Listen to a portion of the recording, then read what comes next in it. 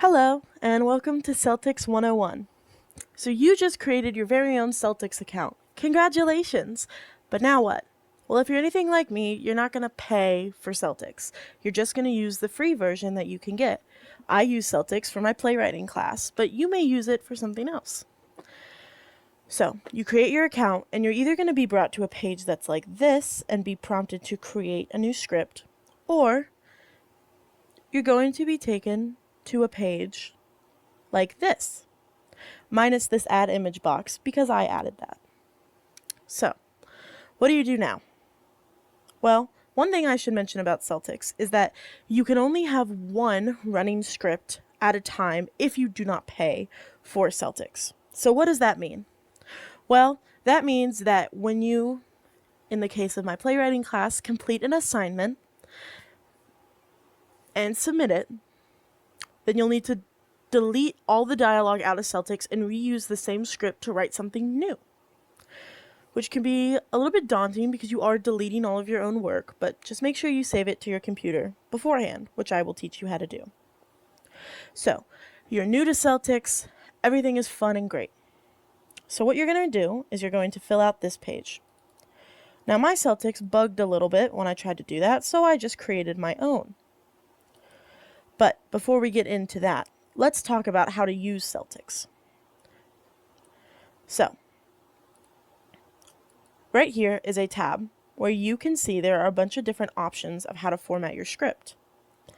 What you're going to do is you're going to click, if you're starting out with a character, you'll click Character. Here will appear the prompt to type in a character name. So our character is going to be named Eva. I hit Enter, and then I have the option to write dialogue. And as you can see, it says write some dialogue for your character to say, and then right here it says dialogue. So, Eva's going to say, "Hello everybody." And I hit Enter, and it gave me the prompt to fill in a new character name. But what if we want Eva to have a stage direction or do an action? Well, then you'll come here and you'll pick Action. Now, I don't know if it's like this for all kinds of scripts, but for stage plays, whenever you have an action, it needs to be italicized. So you come here and you click the italics button, and then another thing is that when you type a character's name into an action or the stage directions, you have to do it in all caps. So we'll say Eva waves to the audience.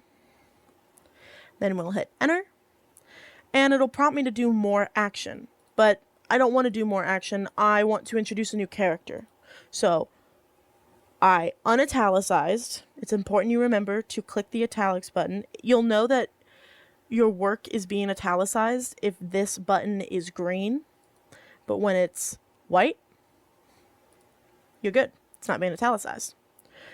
So I hit Enter, I unitalicized, and then I came back up to here. I clicked character name. I'll introduce my new character. His name's going to be Lion, and he's going to say, "Where are we?" So that is how you do character name, dialogue, and action. Now, let's say that we are in Act 1 of our show. Well, we'll come up to this, hit Act, type Act 1. You can either type Act 1 or Act Roman numeral 1. Either one is completely fine. So this is the scene heading. What does that mean? It's basically something really quick that the actors and director can glance at to see where you are physically for your show. So let's say that Eva and Lion's show is taking place in a forest at nighttime. This is how you would format that. Forest, PM. That way they know that it's taking place in a forest at nighttime. Now, if you come into Celtx, let's say you've written your work in Google Docs and you've decided you want to copy and paste it over into Celtx. That's okay, but it's important to remember that when you copy and paste something into Celtx, it will not keep its format. What does that mean? So right now, as you can see, I'm on character name. But when I paste something, even when I use the paste without format option, it's going to change it from a character name to text. Now, we don't want that. We want this to be a character name. So make sure you highlight it, come up here, character name, and there you go. You have your character name. And then you just hit enter, type your dialogue, and you can continue your show. So let's go back to the beginning of our formatting. Your title. My title page bugged a little bit, so I was unable to write on this page. If that happens to you, that's okay. What you can do is tab down to the next page, and then I wrote my title and who it was written by. I use the dialogue format for this as I found it easiest, but you do whatever your heart desires.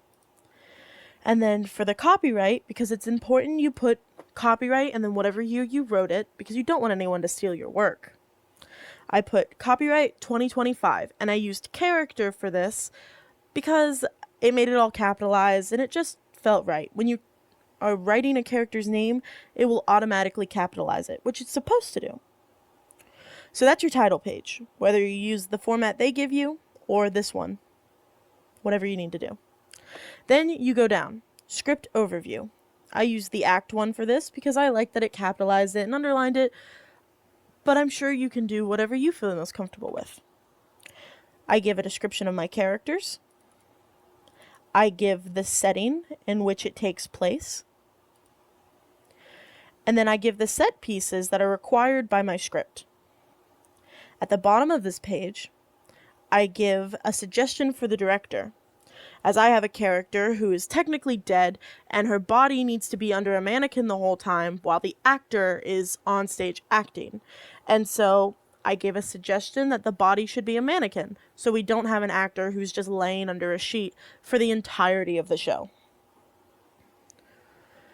And then I go down, and you can see here's Act 1, and then inside of the lab/morgue at 11 p.m. I had a very specific time, but it's okay to just put p.m. if it's sometime in the afternoon, or night if it's sometime at the night. It's okay to just write like night. Well, night. It's okay to do that. But for the sake of my show, 11 p.m. Oops.